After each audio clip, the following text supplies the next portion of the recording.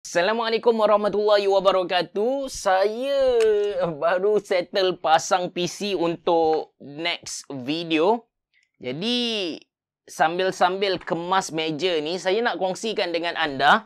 Sebenarnya ada cara yang kita boleh guna untuk jimatkan perbelanjaan kita bila buat satu-satu PC gaming.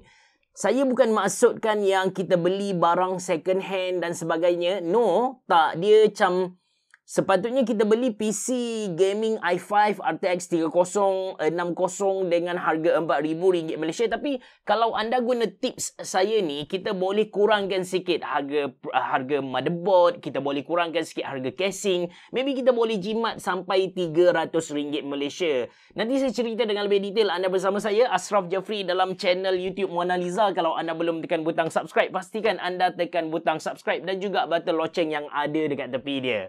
Jom!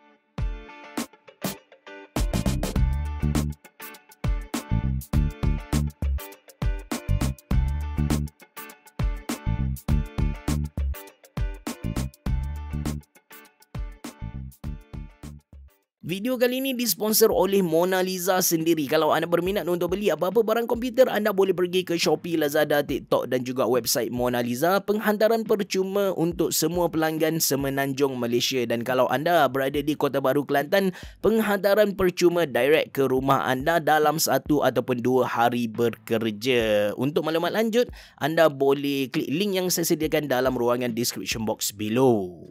Okay guys, bila nak buat PC gaming ni, kita kena tahu dulu komponen-komponen yang kita perlukan. Macam first kali kita ada processor, lepas tu kita ada motherboard, kita ada RAM, kita ada storage, kita ada cooler, kita ada graphic card, kita ada power supply dan juga casing.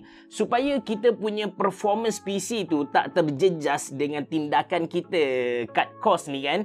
So kita malarkan dari segi processor dan juga graphic card. Yang ni kita tak akan sentuh langsung. Let's say kita nak buat i5 dengan RTX 3060, yang ni memang tak terusik lah, kita tak nak usik dia.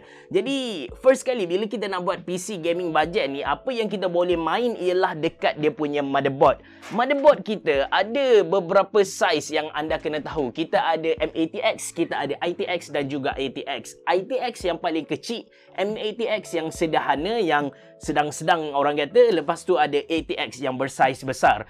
Untuk jimat kan, anda kena beli motherboard yang bersaiz M80X. M80X memang terkenal dengan yang paling budget lah. Dan anda kena pair dengan casing M80X juga. Casing pun sama. Kalau M80X harga dia murah, lepas tu ATX dia mahal sikit, dan yang paling mahal biasanya ITX lah. Walaupun casing ni dia sekarang kita boleh jumpa juga casing ITX yang murah, macam contoh TechWare Fusion kan. Tapi secara general ITX adalah yang paling mahal. Yang paling murah ialah M80X, macam contoh Invasion GB52, harga dia RM99 Malaysia. Kita boleh dapat 3 biji fan. Satu casing 3 biji RGB fan, kita pair dengan motherboard M80X. Dekat situ kita boleh jimat banyak juga duit. Lepas tu motherboard juga anda kena beli chipset yang entry level ataupun pertengahan. Okey, motherboard ni first kali bila kita nak beli dia, kita kena lagakan dengan soket processor kita. So kalau kita pakai Intel LGA 1700, so motherboard kita mesti LGA 1700.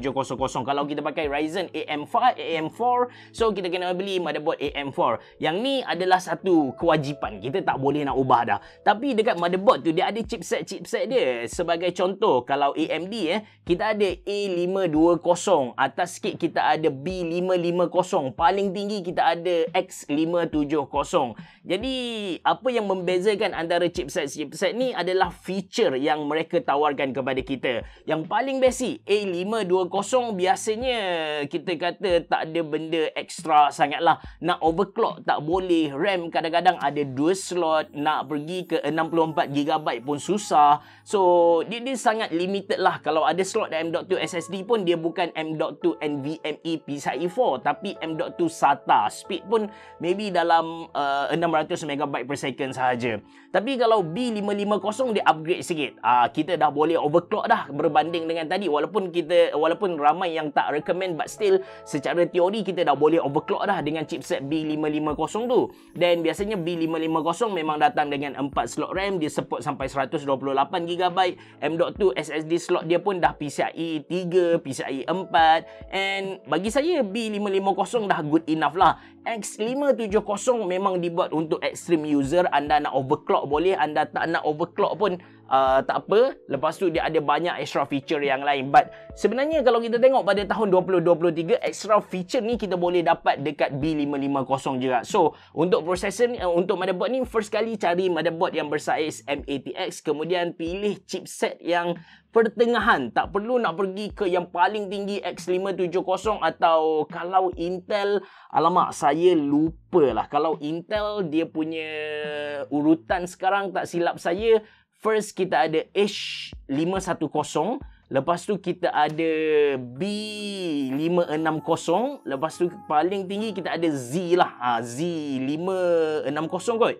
Tapi biasanya Intel punya dia H, lepas tu dia B, lepas tu dia Z lah.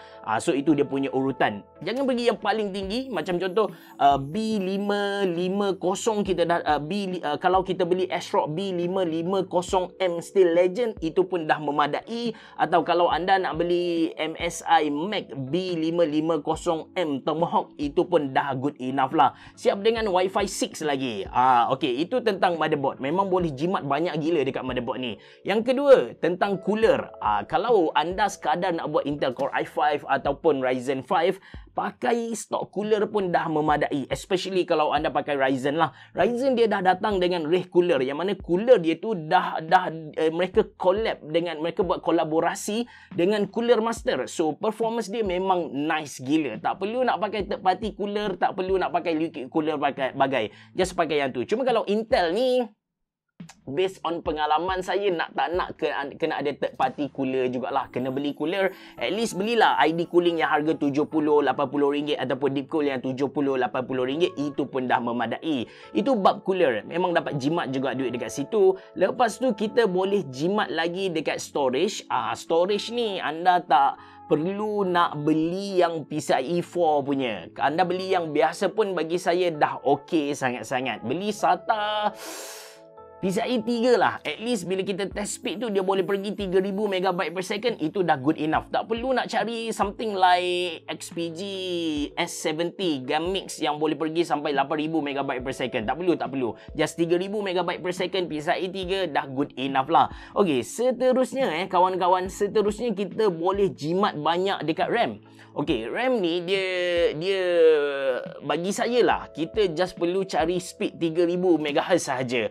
More than that, yang kalau harga dia sama, okey. Tapi kalau harga dia dah naik RM20 Malaysia, RM40 Malaysia, tak berbaloi lah. Sebab kita tak nampak sangat perbezaan dia. Kalau 2600 MHz compare dengan 3200 tu, memang nampak ketara lah. Tapi kalau 3000 dengan 3200, 3000 dengan 3600, 3000 even dengan 4000 pun sebenarnya tak nampak perbezaan dari segi performance gaming lah. Lagi kalau anda punya motherboard tu, okay, let's say lah anda nak guna processor yang paling latest. Anda nak pakai Intel Core i7 13 Gen ke, ataupun maybe anda nak pakai Ryzen 7 7700X ke sebagai contoh. So anda akan beli motherboard yang mana motherboard tu kadang-kadang ada DDR5, kadang-kadang ada DDR4. Saya punya suggestion, kalau anda nak jimat, go for DDR4. Sebab buat masa ni tak ada lagi software yang boleh tarik fully, kita kata potential sebenar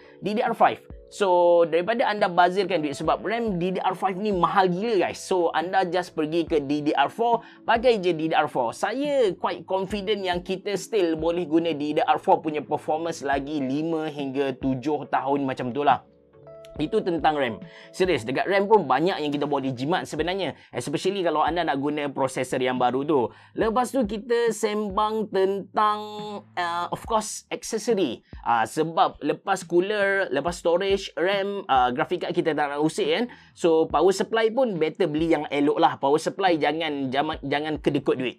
Sebolehnya beli yang bronze punya. Jangan beli yang tak ada certificate. Jangan beli. Jangan nak jimat sangat dekat power supply sebab benda ni kita kata core lah, benda yang sangat-sangat penting untuk PC kita. Jadi apa yang kita boleh jimat lagi ialah dekat aksesori ataupun kosmetik kita punya PC tu sendirilah. Bila sebut tentang kosmetik ni, ada beberapa benda yang orang sentiasa buat dekat PC dia. Yang common ialah extra fan. Dia cuba dia beli fan supaya nampak lagi cantik lah kan. Dia cari yang RGB bagai. Tapi kalau anda beli yang bajet macam contoh Evasion GB52 tu, dia dah datang dengan 3 biji fan, no need untuk tambah apa-apa lagi. Lepas tu anda boleh juga tambah, biasanya orang akan tambah LED strip. Ini pun nak bagi nampak meriah lagi lah, nak nampak macam kedai tom yum. Lepas tu ada juga orang yang akan tukar dia punya sleeve power supply tu kepada custom sleeve supaya nampak lagi cantik. Seriously, kalau pakai yang biasa saja, yang braided tu saya macam boleh terima lagi. Tapi kalau pakai something like Lian Li streamer yang menyala tu kan, dia macam over sangat kot. Lepas tu, orang pun biasa beli LCD untuk monitor status PC. Yang ni, kalau dulu kena beli sampai RM200 Malaysia, later saya cek 3.5 inci IPS dengan USB-C punya connection, kita boleh dapat dalam 80 hingga RM100 Malaysia. Tak mahal, but still, kalau kita tak beli, kita jimat 80. Walaupun harga dia dah murah kan, harga dia dah jadi RM80 Malaysia kan. Kalau kita tak beli, sebenarnya kita dah boleh jimat RM80 Malaysia. Then something yang kita kata dia perlu tapi dalam masa sama tak perlu. Macam GPU holder. Ni pun aksesori yang quite nice juga kalau anda beli, and kadang-kadang dalam certain situation dia perlu. Katakan anda pakai RTX 4090 kan. So untuk keadaan macam tu, yes, anda perlu. Sebab 4090, 4080, 4070 Ti dia bulky gila, dia berat, and memang perlu something untuk tampung dia supaya tak sagging lah, supaya kita punya graphic card punya kaki tu tak rosak ataupun motherboard kita punya socket tu tak rosak lah. Tapi kalau kita fikir balik, untuk orang yang nak buat PC gaming, maybe mereka tak PC gaming budget kan, mereka mungkin tak go for RTX 40 series lah.